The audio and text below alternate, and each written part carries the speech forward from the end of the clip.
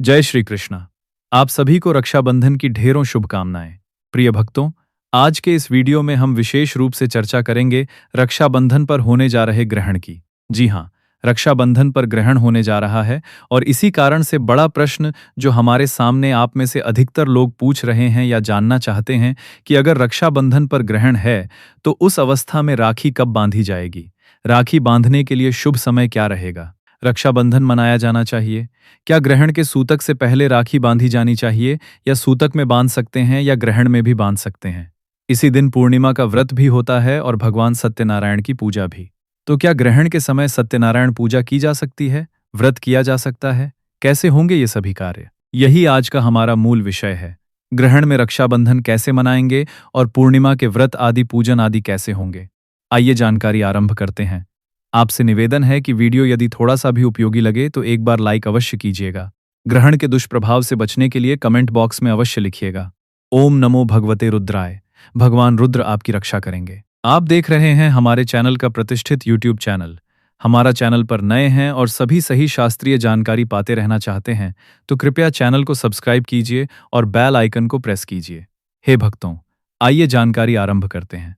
आप सभी जानते हैं कि रक्षाबंधन का जो त्योहार है, यह श्रावण मास की पूर्णिमा को मनाया जाता है। इस दिन सभी बहनें शुभ मुहूर्त में स्नान आदि करके भगवान की पूजा करके अपने भाइयों को राखी बांधती हैं और यही त्योहार सदियों से मनाया जाता रहा है। अगर हम बात करें द्वापर युग की, तो उस समय के प्रमाण मिलते हैं कि देवी द्रौपदी जो हैं, वो भगवान श्री कृष्ण को राखी बांधा करती थीं। हम आधुनिक काल की बात करें तो प्राचीन समय के राजा महाराजाओं की तो बात छोड़िए, कुछ 100 वर्ष पूर्व जब मुगल भारत में आए तो उस समय के भी कुछ प्रमाण आते हैं कि वहां भी यह राखी का त्योहार विधि विधान से परंपरा अनुसार मनाया जाता था। और चूंकि ये पूर्णिमा के दिन आता है तो इस दिन भगवान सत्यनारायण की पूजा, भगवान सत्यनारायण का व्रत, चंद्र अर्घ्य व्रत, ये सब पूजा पाठ के भी बड़े महत्वपूर्ण कार्य होते हैं। सभी माताएं बहनें भगवान नारायण का पूजन करती हैं, व्रत करती हैं, कथा आदि श्रवण करती हैं।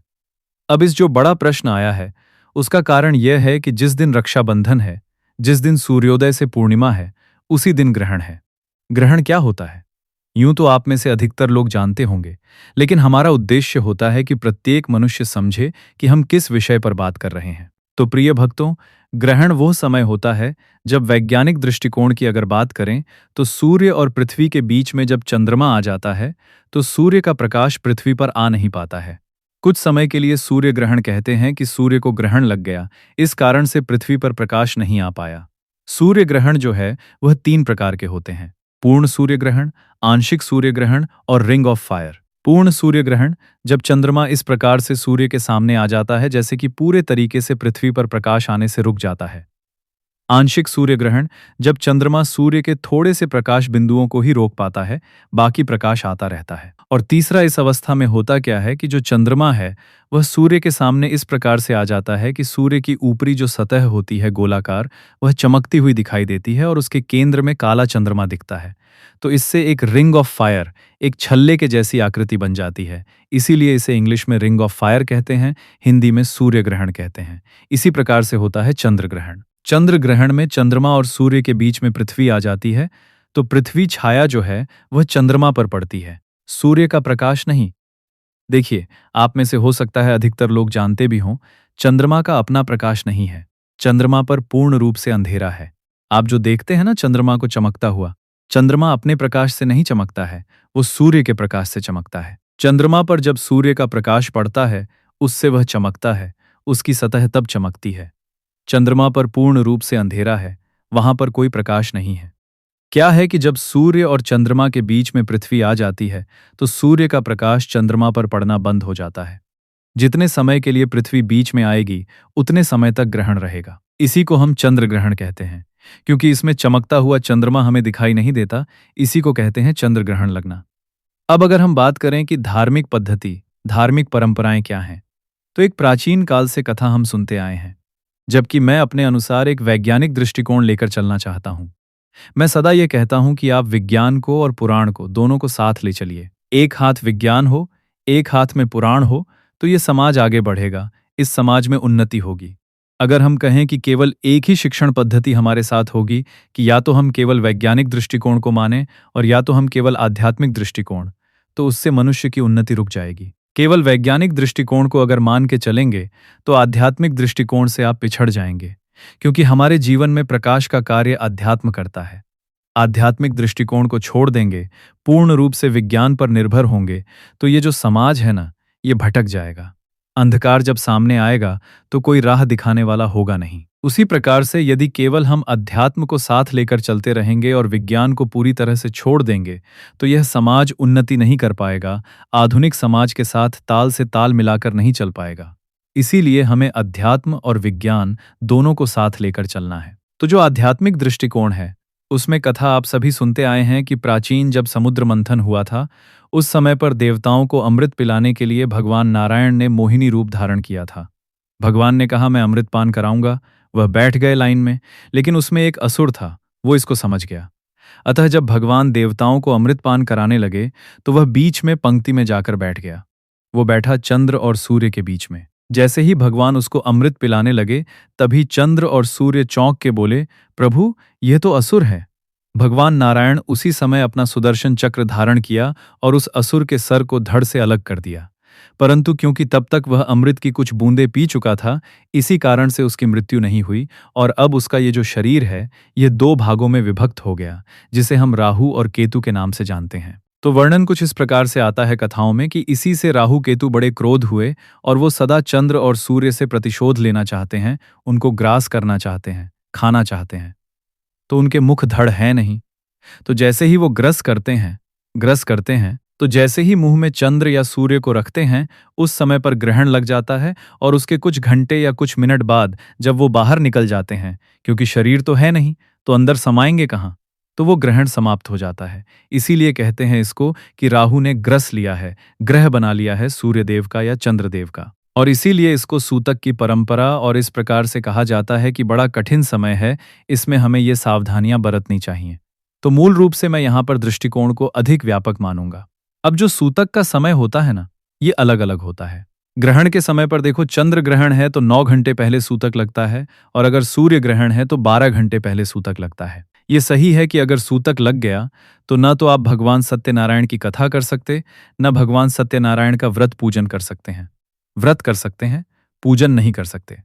ग्रहण के समय पर कोई भी पूजा पाठ आपके द्वारा नहीं की जा सकती। कि हाँ, मन मन में मंत्र जप कर सकते हैं, भगवान का पाठ सुन सकते हैं, कानों से सुना जा सकता है, आंखों से भगवान की तस्वीरें देखी जा सकती है, पर मंदिर के पर्दे भी बंद रहते हैं, मंदिर के जो पट होते हैं ना, वो भी बंद रहते हैं ग्रहण के समय। मैं केवल ग्रहण के समय वर्णसक आरंभ होने से पहले ही आपने मंदिर के पर्दे बंद कर देने होते हैं। अब बहुत लंबा विषय हो गया, मैं सारी बातें समझाने लगता हूं और वीडियो बड़ा हो जाता है। मैं क्षमा चाहता हूं। वापस आता हूं मूल विषय पर कि हमारा मूल विषय था रक्षाबंधन पर ग्रहण है। तो राखी कब बंधेगी, कैसे बंधेगी, क्या समय रहेगा? तो प्रिय भक्तों, इसके लिए समझना यह आवश्यक है कि ग्रहण कब शुरू हो रहा है और ग्रहण कब समाप्त होगा। इसको अगर हम जान जाएंगे तो फिर मैं आपको उसके एक समाधान देता हूं। प्रिय भक्तों, रक्षाबंधन मनाया जाता है श्रावण मास की पूर्णिमा। इस वर्ष की अगर हम बात करें तो पूर्णिमा तिथि की शुरुआत हो रही है 27 अगस्त को। 27 अगस्त को सुबह 9:08 पर पूर्णिमा आरंभ हो जाएगी और 28 अगस्त को सुबह 9:47 पर पूर्णिमा समाप्त हो जाएगी। ऐसे में पूर्णिमा सूर्योदय से रहेगी 28 अगस्त को, और 28 अगस्त को ही रक्षाबंधन मनाया जाएगा, क्योंकि जिस दिन सूर्योदय से पूर्णिमा होती है उसी दिन रक्षाबंधन मनाया जाता है।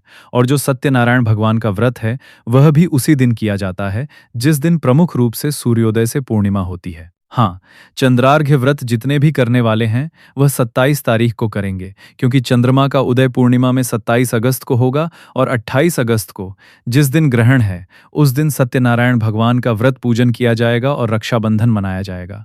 अब मैं ग्रहण के समय पर आता हूं कि ग्रहण कितने बजे आरंभ हो रहा है।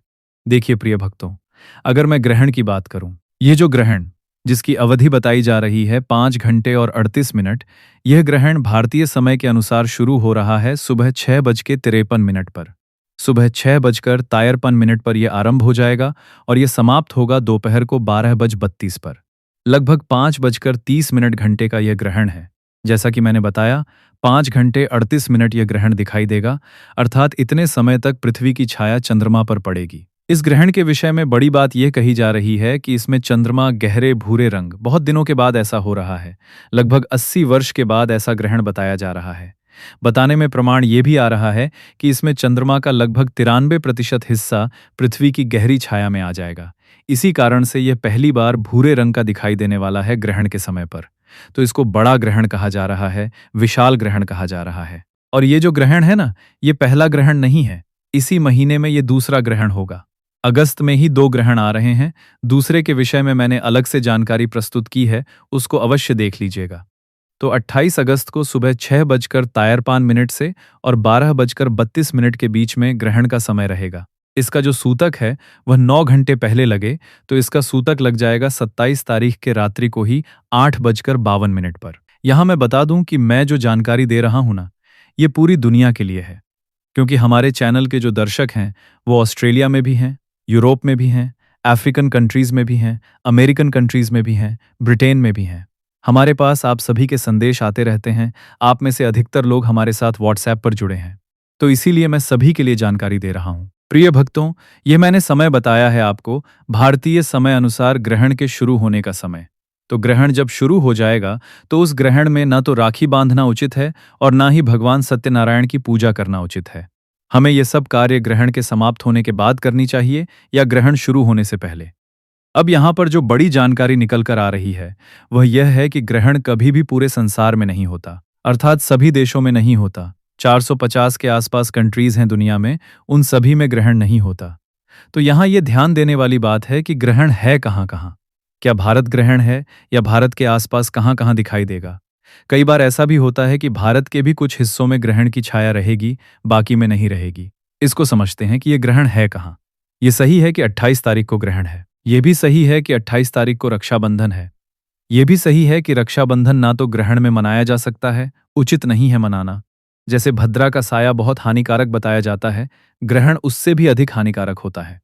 और ना ही ग्रहण के समय सत्यनारायण पूजा की जा सकती है, किसी भी प्रकार की पूजा पाठ की जा सकती है। तो ग्रहण की अगर हम बात करें कि ये है कहाँ कहाँ, इसकी शुरुआत हो रही है दक्षिण अफ्रीकी देशों से। दक्षिण अफ्रीका के अधिकतर देशों में इसकी पूर्ण रूप से छाया रहेगी, पूर्ण रूप से प्रभाव रहेगा। हम आगे बढ़ते हैं, यूरोप की तरफ बढ़ते हैं। तो यूरोप में भी इसका प्रभाव है, यूरोप के अधिकतर देशों में इसका प्रभाव है। अब मैं यहाँ पर देखो एक एक देश का नाम बताऊंगा तो बहुत लंबी लिस्ट हो जाएगी और वीडियो बहुत बड़ा होगा। आप में से जो भी दर्शक इन क्षेत्रों में रहते हैं, इन रीजन में रहते हैं, आप हमें कमेंट करके पूछ लीजिएगा अपने देश के अनुसार कि आप इस देश में हैं, तो उसके अनुसार बता दूंगा। और आप हमारे साथ व्हाट्सएप के माध्यम से भी मुझसे पूछ सकते हैं कि आप किस देश में हैं, तो मैं आपके देश के अनुसार बता दूंगा कि आपके देश में ग्रहण है या नहीं। यूरोप पर भी इसका प्रभाव है, उत्तरी अमेरिकन कंट्रीज पर भी इसका प्रभाव है। उत्तरी अमेरिका में जितने भी कुछ देश आ रहे हैं, वहां पर भी यह ग्रहण रहने वाला है। एशिया की ओर मैं आता हूं, जल्दी से यहां हमारा भारत भी आता है। तो मैं एशिया की अगर मुख्यतः बात करूं, तो एशिया में अधिकतर देशों में इस ग्रहण का प्रभाव नहीं है, यह ग्रहण दिखाई नहीं देगा। जी, एशिया के अधिकतर देशों में यह ग्रहण दिखाई नहीं देगा। और भारत की बात करें तो भारत में भी यह ग्रहण दिखने वाला नहीं है। जी, ये मैं पंचांग के आधार पर तो पहले ही बता ही रहा था। इसके अतिरिक्त में क्या है, पूरा मेरे पास एक चार्ट आता है वैज्ञानिक दृष्टिकोण से, जहाँ से कि हमारी ये खगोलीय घटनाओं की जानकारी आती है। वहाँ से पूरा एक चार्ट मैं अपने पास मंगवाता हूँ, मेल के माध्यम से या किसी भी माध्यम से, और ये चार्ट बताता है कि भारत में इस ग्रहण का प्रभाव नहीं है। तो जो भी हमारे भारतीय दर्शक हैं, उनको बता दूं कि आपके लिए रक्षाबंधन को मनाने में किसी प्रकार की परेशानी नहीं है। आप रक्षाबंधन 28 तारीख को ही मनाएं।